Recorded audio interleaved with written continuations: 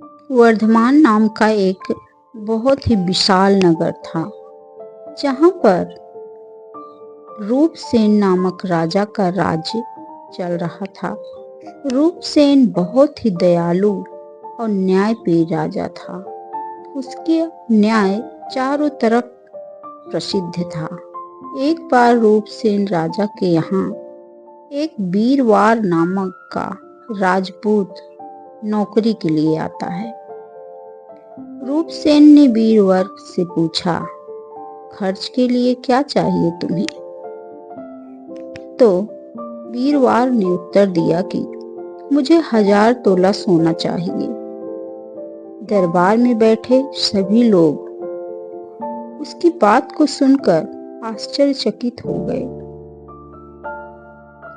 राजा रूपसेन ने वीरवार से पूछा, तुम इतने सोने का क्या करोगे? तुम कितने लोग हो? वीरवार बोला, मैं, मेरी पत्नी, मेरा बेटा और मेरी बेटी।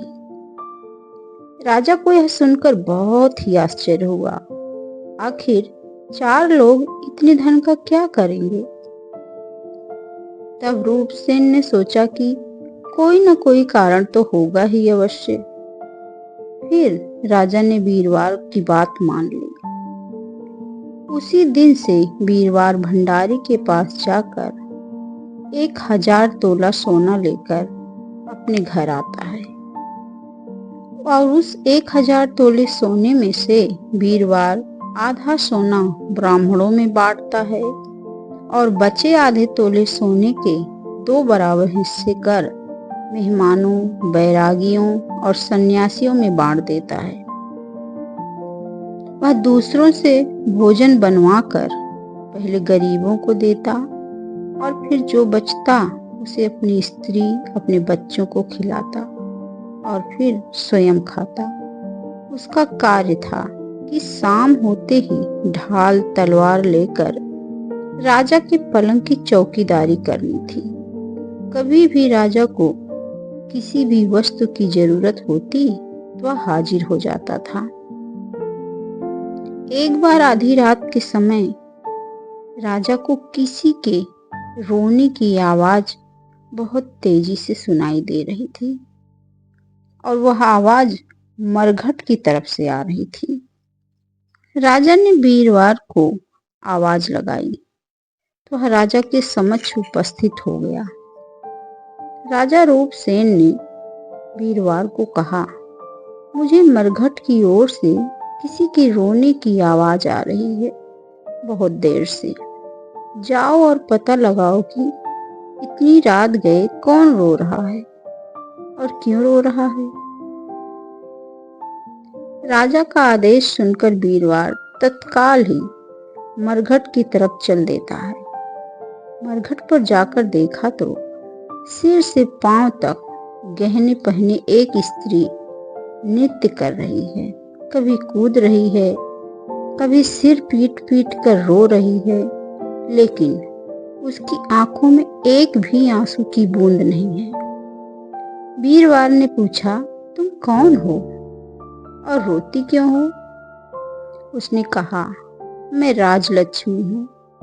मैं इसलिए रोती हूँ क्योंकि राजा रूपसेन के घर में खोटे काम होने लग गए हैं, बहुत ही गलत काम होने लग गए हैं और अब वहां जल्दी ही दरिद्रता का डेरा पड़ने वाला है और मैं वहां से चली जाऊंगी। और राजा दुखी होकर 1 माह में ही मर जाएगा। यह सुनकर वीरवार ने पूछा, इस दुविधा से बचने का कोई उपाय भी तो होगा? स्त्री बोली, हाँ, यहाँ से पूर्व दिशा में एक देवी का मंदिर है।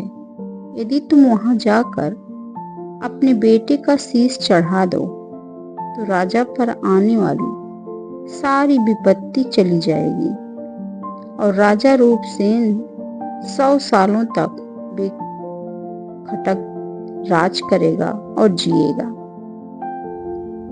वीरवार स्त्री की बात सुनकर घर आता है और अपनी पत्नी को जगाकर सारा हाल बताता है। तभी पत्नी ने बेटे को जगाया। बेटी भी जगी हुई थी। सब बातें कर रहे थे तो बेटी की भी नींद खुल गई। सभी ने आपस में सलाह किया। जब बालक ने पिता बीरवार की बात सुनी तो खुश होकर बोला, पिताजी, आप मेरा शीश काट कर देवी के मंदिर में चढ़ा दें। इससे एक तो आपकी आज्ञा पूरी होगी, दूसरा स्वामी का कार्य पूरा होगा और तीसरा मैं देवी के चरणों में रहूंगा। इससे बढ़कर बात क्या होगी। आप शीघ्रता करें, जितनी जल्दी हो सके इस कार्य को करें। बीरवार अपनी पत्नी को कहता है, अब तुम बताओ, तुम क्या कहती हो। पत्नी ने कहा, पत्नी का धर्म पति की सेवा करने में है। इसके बाद चारों देवी के मंदिर में जाते हैं, जहां बीरवार हाथ जोड़कर कहता है, हे देवी, मैं अपने पुत्र की बलि दे रहा हूँ। आप मेरे राजा रूपसेन की उम्र 100 बरस करें और उनके राज्य पर आने वाली हर विपदा को दूर करें। इतना कहकर बीरवार ने जोर से तलवार चलाई, जिससे पुत्र का शीश कटकर अलग हो गया। जिसके बाद बीरवाल की पुत्री ने अपने भाई की मृत्यु को देखा तो खुद भी तलवार से अपना शीश काटकर खत्म हो गई। बेटा बेटी के मर जाने के बाद बीरवाल की पत्नी भी दुखी हो गई और उन्होंने भी अपना गर्दन काट लिया। इसके पश्चात बीरवाल ने सोचा, जब मेरा पूरा परिवार ही खत्म हो गया तो मैं जीवित रहकर क्या करूंगा अकेले, और उसने भी अपना सिर काट लिया। जब राजा को यह पता चला तो राजा रूपसेन बहुत दुखी हुआ।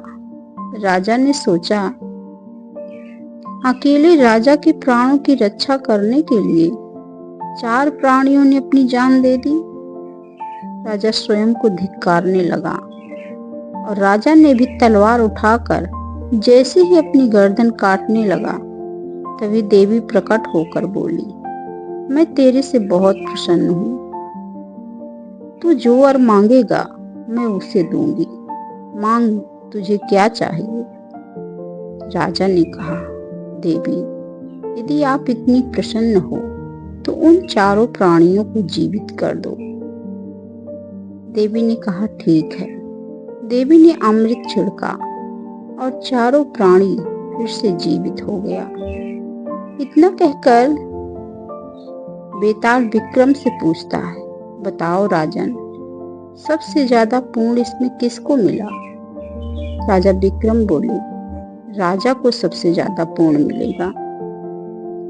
बेताल ने पूछा, क्यों। राजा विक्रम बोले, राजा को सबसे ज्यादा पुण्य इसलिए मिलेगा क्योंकि स्वामी के लिए नौकर का प्राण देना धर्म है, लेकिन नौकर के लिए राजा राजपाट छोड़ दे और अपनी जान देने को तैयार हो जाए तो यह बहुत बड़ी बात है। इतना सुनकर बेताल गायब हो गया और वापस जाकर पीपल के पेड़ पर लटक गया। राजा विक्रम फिर से दौड़कर उसके पीछे जाते हैं और बेताल को पेड़ से उतारकर पटक कर और उसे फिर पकड़कर पीठ पर लाद कर फिर से चल देते हैं।